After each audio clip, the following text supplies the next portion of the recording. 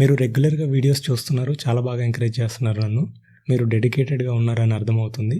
అంతే డెడికేషన్‌తో కాన్సెప్ట్స్ నేర్చుకొని స్టాక్ మార్కెట్‌లో ఇన్వెస్ట్ చేయండి. ఓకేనా?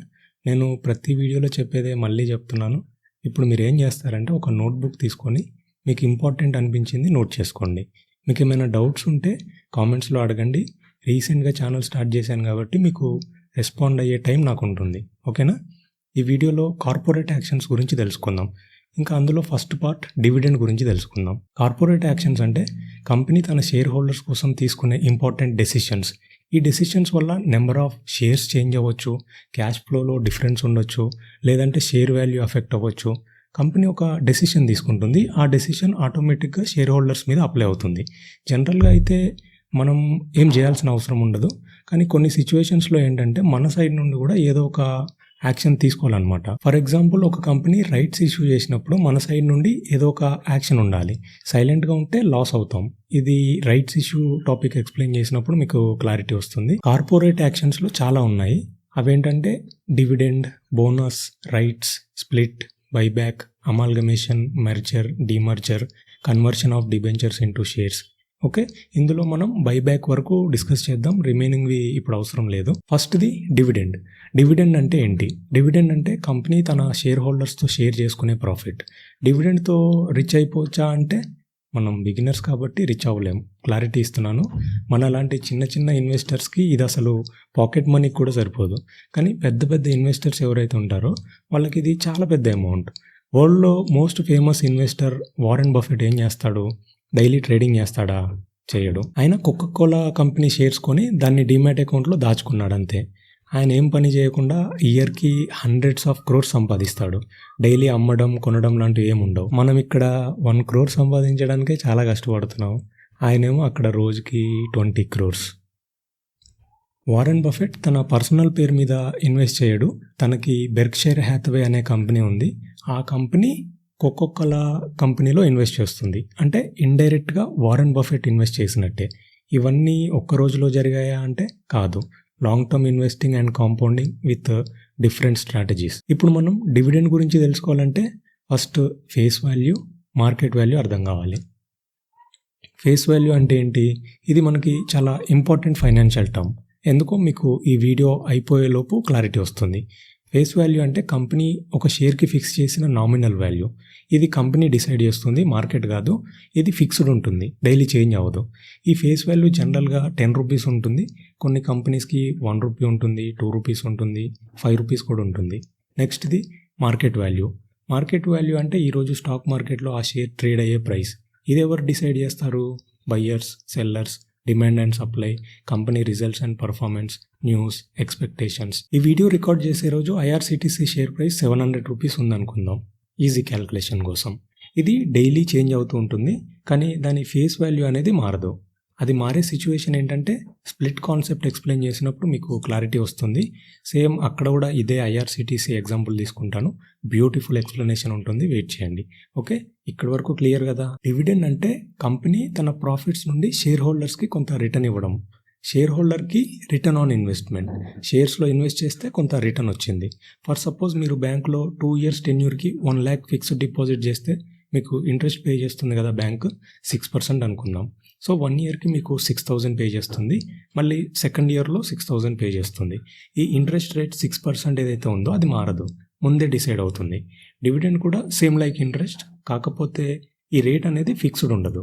ఇది కంపెనీ ఇష్టం. ఈ ఇయర్ 100% ఇచ్చి నెక్స్ట్ ఇయర్ 200% ఇవ్వచ్చు. ఇంట్రెస్ట్ పేమెంట్ అనేది బ్యాంకుకి మ్యాండేటరీ, ఆప్షనల్ కాదు. మరి కంపెనీస్ ఎవ్రీ ఇయర్ డివిడెండ్ కంపల్సరీగా ఇవ్వాలా అంటే అలా ఏమి ఉండదు, అది ఆప్షనల్. ఈ ఇయర్ ప్రాఫిట్ వచ్చిందనుకోండి, ఒకవేళ ఇవ్వాలనుకుంటే డివిడెండ్ ఇస్తారు, లేకపోతే లేదు. లాస్ట్ ఇయర్ ఇచ్చారు కాబట్టి ఈ ఇయర్ కూడా ఇవ్వాలనేది ఏమి ఉండదు. కాకపోతే ఒకసారి డివిడెండ్ ఇస్తాము అని డిక్లేర్ చేశాక వితిన్ 30 days లోపు కంపల్సరీ షేర్ హోల్డర్స్కి ఆ డివిడెండ్ పే చేయాల్సిందే. పే చేయకపోతే డైరెక్టర్స్ జైలుకి వెళ్లాల్సి ఉంటుంది.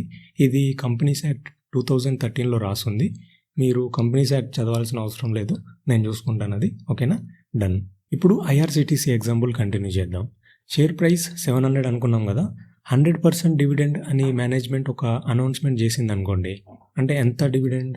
700 rupeesా? మార్కెట్ వాల్యూ ఇంటూ 100%ఆ? కాదు, face value into 100%. IRCTC face value ఎంత? 2 రూపీస్ ఇంటూ 100% అంటే 2 రూపీస్ అనమాట. సో డివిడెండ్ అనేది ఇలా ఫేస్ వాల్యూ మీద క్యాలిక్యులేట్ చేస్తారు. సో ఇప్పుడు అర్థమైంది కదా ఫేస్ వాల్యూ ఇంపార్టెన్స్.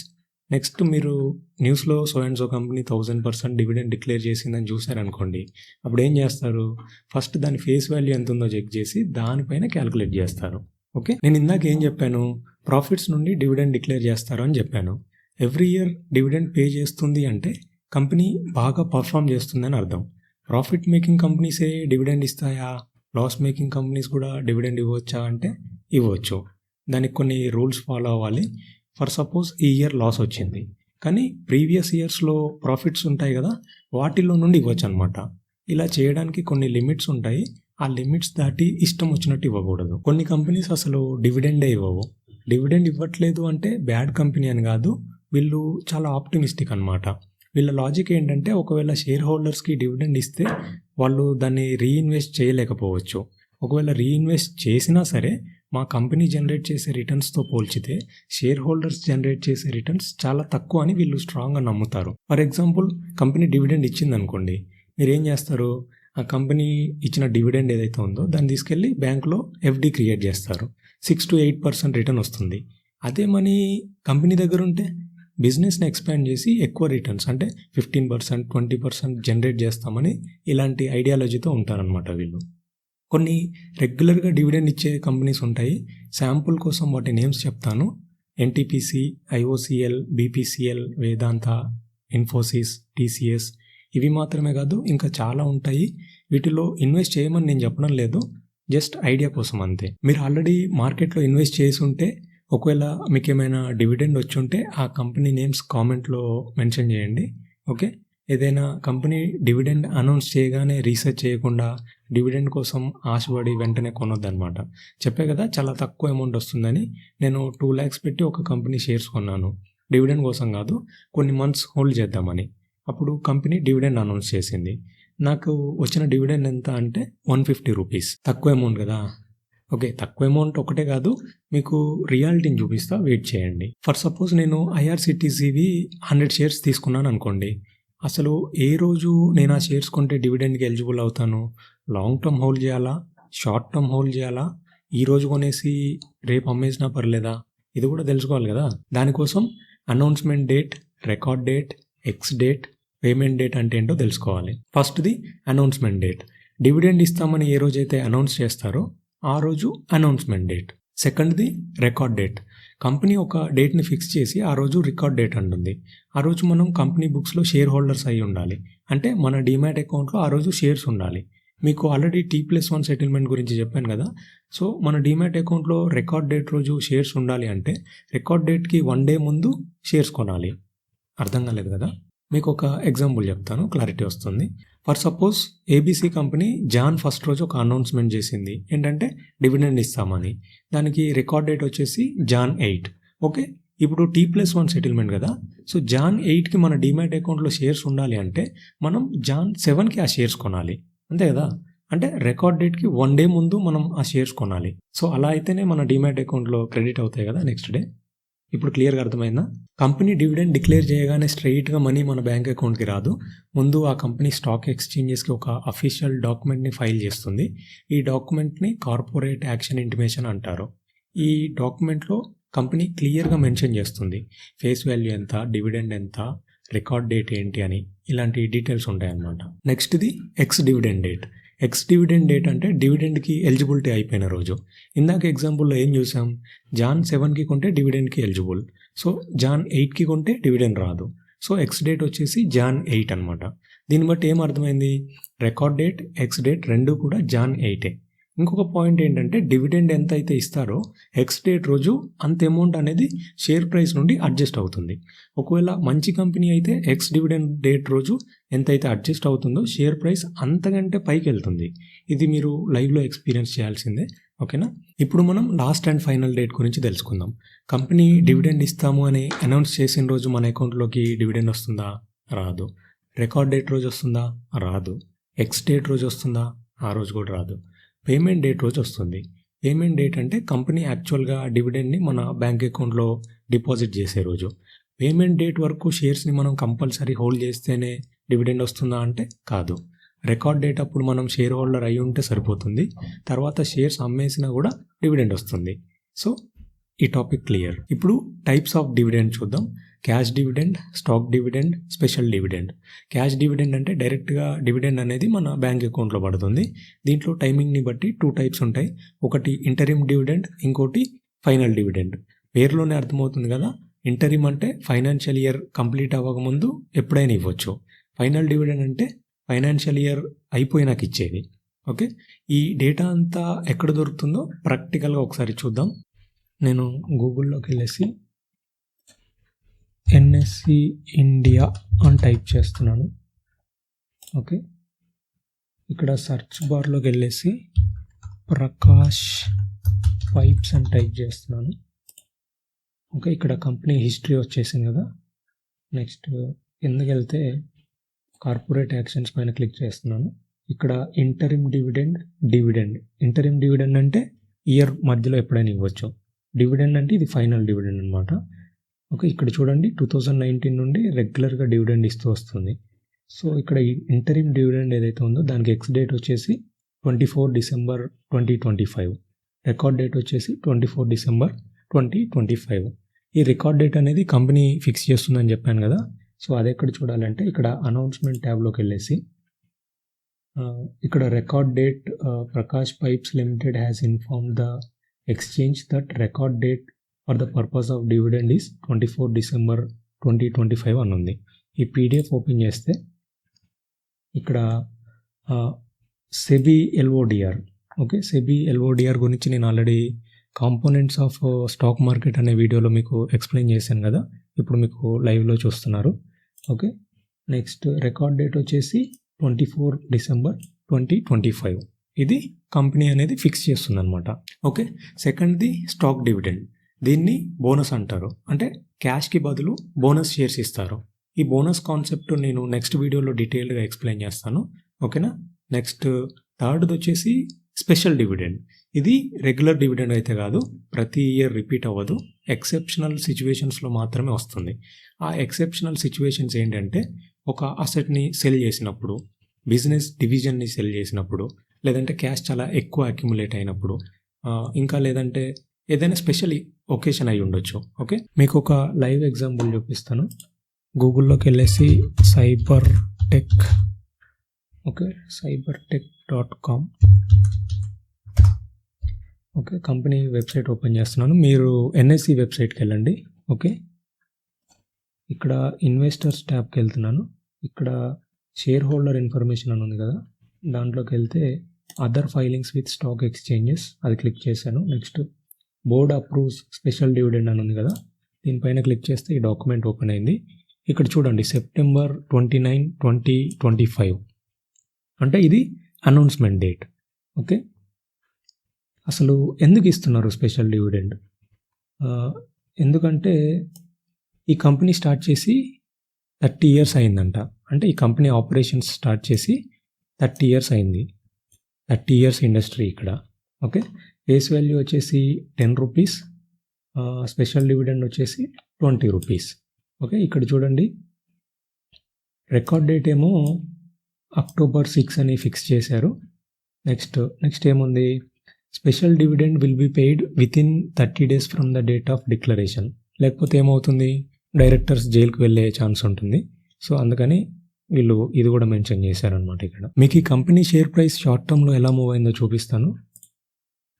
గూగుల్లోకి వెళ్ళేసి cyber tech share price.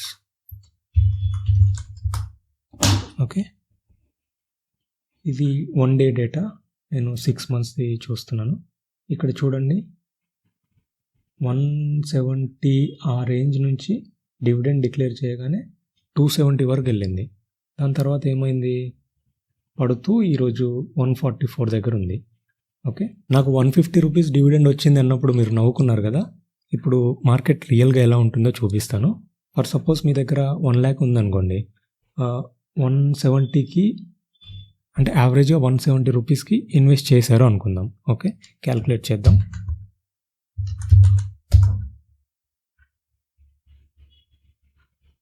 1 lakh divided by 170. So మీకు 588 షేర్స్ వస్తాయి. సో క్యాల్కులేషన్ ఈజీ చేయడానికి 580 అనుకుందాం. 580 ఇంటూ ఒక్క షేర్కి 20 రూపీస్ డివిడెండ్. ఓకే, 11,600. నాకేమో 150 రూపీస్, మీకేమో 11,600. అంటే నేను 2 lakhs ఇన్వెస్ట్ చేశాను, దానికి 150 రూపీస్. మీరు జస్ట్ 1 lakh ఇన్వెస్ట్ చేస్తే మీకు 11,600. చాలా ఎక్కువ వచ్చింది కదా డివిడెండ్ మీకు. ఈ డివిడెండ్తో పాటు మీకు షేర్ ప్రైస్ మూమెంట్ ఉంది కదా, డిఫరెన్స్ 100 రూపీస్ దాకా. ఓకే, మీరు 170 కొని ఇక్కడ 270కి అమ్మేశారు అనుకోండి, 100 rupees dividend, 100 rupees price moment. So 580 into 100, ఇక్కడ 58,000. ఈ 58,000 ప్లస్ 11,600. సో టోటల్గా 69,600 వచ్చుండేది. అంటే అరౌండ్ 70,000 వరకు మీరు జస్ట్ 1 lakh ఇన్వెస్ట్ చేస్తే మీకు 70,000 వచ్చేది ఇక్కడే. కానీ రియల్గా ఇలా జరుగుతుందా అంటే జరగదు. మనం ఎక్స్పెక్ట్ చేయలేం కదా 170లో తీసుకున్న షేర్ 270కి వెళ్తుందని వెంటనే. సరే, ఇది పాజిటివ్ సైడ్. నెగిటివ్ సైడ్ కూడా చూద్దాం. ఫర్ సపోజ్ ఎవరైనా ఇక్కడ 250 రూపీస్ దగ్గర ఎంట్రీ ఇచ్చారనుకోండి, 250, 270లో ఎగ్జిట్ అవ్వలేదు. సో ఇక్కడ ఏమైంది, అది 270 వరకు వెళ్ళి ఇప్పుడు 140 దగ్గరలో ఉంది. ఓకే, ఇక్కడ మనీ అనేది బ్లాక్ అయిపోయినట్టే. జస్ట్ 10 daysలోనే ఇంత మూమెంట్ అంటే ఇన్వెస్టర్స్ అసలు ఫండమెంటల్స్ ఏం చెక్ చేయలేదని క్లియర్గా అర్థమవుతుంది. మీరు ఇలా చేయకూడదు. ప్రీవియస్గా కూడా నేను చెప్పాను కదా, షేర్ ప్రైస్ తక్కువ ఉంది, షేర్స్ ఎక్కువ క్వాంటిటీలో వస్తాయి, ఇక్కడ డివిడెండ్ కూడా ఎక్కువ వస్తుంది. ఇలాంటి క్యాలిక్యులేషన్తో మీరు అసలు ఎంట్రీ ఇవ్వద్దు. ఇలాంటి క్యాలిక్యులేషన్స్ మీరు చేయొద్దు. ఓకేనా, ఇప్పుడు ఇంకొంచెం డెప్త్గా వెళ్దాం. డివిడెండ్ ఈల్డ్ అంటే ఏంటో తెలుసుకుందాం. ఓకే, ఫర్ సపోజ్ మీరు ఇన్వెస్ట్ చేయడానికి 2 బెస్ట్ కంపెనీస్ సెలెక్ట్ చేసుకున్నారు. కంపెనీ ఏ, కంపెనీ బి, రెండు కూడా రెగ్యులర్గా డివిడెండ్స్ ఇస్తున్నాయి. అందులో ఒకటి సెలెక్ట్ చేసుకొని మీ దగ్గర ఉన్న 1 lakh ఇన్వెస్ట్ చేయాలి. కంపెనీ ఏ షేర్ ప్రైస్ వచ్చేసి 500 రూపీస్. పాస్ట్లో ఎవ్రీ ఇయర్ 10 రూపీస్ డివిడెండ్ ఇచ్చింది అనుకుందాం. సో ఈ ఇయర్ కూడా సేమ్ 10 రూపీస్ డివిడెండ్ ఇస్తుందని expectation. Next company B share price వచ్చేసి 500 రూపీస్. పాస్ట్లో ఎవ్రీ ఇయర్ 15 రూపీస్ డివిడెండ్ ఇచ్చింది అనుకుందాం. సో ఈ ఇయర్ కూడా సేమ్ 15 రూపీస్ ఇస్తుందని ఎక్స్పెక్టేషన్. ఒకసారి డివిడెండ్ ఈల్డ్ క్యాలిక్యులేట్ చేసి చూద్దాం. ఫార్ములా ఏంటంటే dividend divided by market price, n/500 అంటే 2%. ఇది కంపెనీ ఏ డివిడెండ్ ఈల్డ్. 15/500 అంటే 3%. ఇది కంపెనీ బి డివిడెండ్ ఈల్డ్. మీకు కంపెనీ బి బెటర్ అనిపిస్తుంది కదా. సరే, కాసేపు అలానే అనుకుందాం. మీరు బిగినింగ్ స్టేజ్లో ఉన్నారు, ఇప్పుడిప్పుడే నేర్చుకుంటున్నారు కాబట్టి రిమైనింగ్ ఫ్యాక్టర్స్ గురించి నేను డెప్త్గా వెళ్ళడం లేదు. వన్స్ బేసిక్స్ ఫినిష్ అయ్యాక ఫండమెంటల్ అనాలిసిస్లో ఎక్స్ప్లెయిన్ చేస్తాను, అప్పుడు క్లారిటీ వస్తుంది. ఇప్పుడు 2 కంపెనీస్ షేర్ ప్రైజెస్ సేమ్ ఉన్నాయి కాబట్టి మీరు డివిడెండ్ ఈల్డ్ బేస్ మీద కంపెనీ బి అని డిసైడ్ అయిపోయారు. For suppose company B share price 600 నుండి 500కి పడింది అనుకుందాం. 600లో ఉన్నప్పుడు డివిడెండ్ ఈల్డ్ ఎంత, 15/600 అంటే 2.5%. షేర్ ప్రైస్ తగ్గినప్పుడు అంటే 500కి వెళ్ళినప్పుడు డివిడెండ్ ఈల్డ్ పెరిగింది, 3% అయ్యింది. ఇప్పుడు చెప్పండి, డివిడెండ్ ఈల్డ్ పెరిగిందని పాజిటివ్గా చూడాలా, షేర్ ప్రైస్ ఇంతలా పడిందని నెగిటివ్గా చూడాలా? డివిడెండ్ ఈల్డ్ కాదు, ఇక్కడ షేర్ ప్రైస్ ఎందుకు పడిందో దానికి రీజన్ తెలుసుకోవాలి. ఒకవేళ కంపెనీ ప్రాఫిట్స్ తగ్గాయేమో, కంపెనీ ఫ్యూచర్ గ్రోత్ మీద కాన్ఫిడెన్స్ లేక ఇన్వెస్టర్స్ ఆ షేర్స్ అమ్మేస్తున్నారేమో. మీరు జస్ట్ డివిడెండ్ ఈల్డ్ ఎక్కువ ఉంది అని ఫైనల్ డెసిషన్ అయితే తీసుకోవద్దు. High dividend yield is not always good, దాని ట్రాప్లో పడకండి. ఓకే, ఇప్పుడు ఇంకో ఎగ్జాంపుల్ చూద్దాం. కంపెనీ ఏ షేర్ ప్రైస్ వచ్చేసి 450 రూపీస్. పాస్ట్లో ఎవ్రీ ఇయర్ 9 రూపీస్ డివిడెండ్ ఇచ్చింది అనుకుందాం. సో ఈ ఇయర్ కూడా 9 రూపీస్ ఇస్తుందని ఎక్స్పెక్టేషన్. నెక్స్ట్ కంపెనీ బి వచ్చేసి దాని షేర్ ప్రైస్ 650 రూపీస్. పాస్ట్లో ఎవ్రీ ఇయర్ 13 రూపీస్ డివిడెండ్ ఇచ్చింది అనుకుందాం. సో ఈ ఇయర్ కూడా సేమ్ 13 రూపీస్ డివిడెండ్ ఇస్తుందని ఎక్స్పెక్టేషన్. ఇప్పుడు మీరు ఎలా కంపేర్ చేస్తారు? షేర్ ప్రైస్ చూస్తారా లేక డివిడెండ్ చూస్తారా? ఒకసారి డివిడెండ్ ఈల్డ్ క్యాలిక్యులేట్ చేద్దాం. కంపెనీ ఏ 9/450 అంటే 2%. కంపెనీ బి 13/650 అంటే 2%. రెండు సేమ్ 2% ఉంది. ఆబ్వియస్లీ తక్కువ షేర్ ప్రైస్ ఉన్నదే తీసుకుంటామని అనుకుంటే తప్పులేదు. కానీ ఇది డిసైడింగ్ ఫ్యాక్టర్ అయితే కాదు. అరే ఇంత సింపుల్ అయితే నేనెందుకు ఈ వీడియో చేయడం? ఇంకా చాలా ఫ్యాక్టర్స్ ఉన్నాయి. Profits, consistency, growth, dividend payout ratio ఇలాంటివన్నమాట. ఇప్పుడిప్పుడే మీరు ట్రాక్లోకి వస్తున్నారు. బేసిక్స్ ఫినిష్ అయ్యేంత వరకు వెయిట్ చేయండి, మీకు క్లారిటీ వస్తుంది. ఓకేనా? ఓకే, ఇప్పుడు లాస్ట్ పార్ట్, డివిడెండ్ మీద ట్యాక్స్. మీరు ఈ పార్ట్ స్కిప్ చేసినా పర్లేదు, ఎందుకంటే ఇయర్లీ వన్స్ ఐటీఆర్ ఫైలింగ్ అప్పుడు చూసుకోవచ్చు. ఒకప్పుడు 10 lakhs వరకు, అంటే 10 lakhs డివిడెండ్ వరకు ట్యాక్స్ ఉండేది కాదు. కానీ ఇప్పుడు అలా కాదు. 1 రూపీ డివిడెండ్ వచ్చినా మనం ఏ స్లాబ్లో అయితే ఉంటామో ఆ స్లాబ్ రేట్ ప్రకారం ట్యాక్స్ పే చేయాలి. స్లాబ్ రేట్స్ తెలుసు కదా, 5%, 10%, 15%, 20, 30%. సో డివిడెండ్ కాన్సెప్ట్ క్లియర్ కదా. ఈ వీడియో ఇక్కడితో ఆపేద్దాం. రిమైనింగ్ ది నెక్స్ట్ వీడియోలో కంటిన్యూ చేద్దాం. ఈ వీడియో మీకు నచ్చితే లైక్ బటన్ మీద ఒక సాలిడ్ క్లిక్ ఇవ్వండి. స్టాక్ మార్కెట్ గురించి తెలుసుకోవాలి అనుకుంటున్న మీ ఫ్రెండ్స్, ఫ్యామిలీతో షేర్ చేయండి. ఓకే, ఇంకా ఇలాంటి stock market basics and in depth concepts తెలుగులో నేర్చుకోవాలంటే మన ఛానల్ని సబ్స్క్రైబ్ చేసుకోండి. మీ డౌట్స్, సజెషన్స్ కామెంట్స్లో రాయండి. ఫైనల్గా నేను చెప్పేది ఏంటంటే, హెల్తీ ఫుడ్ తినండి, ఎక్సర్సైజ్ చేయండి, హ్యాపీగా ఉండండి. Signing off. Bye bye.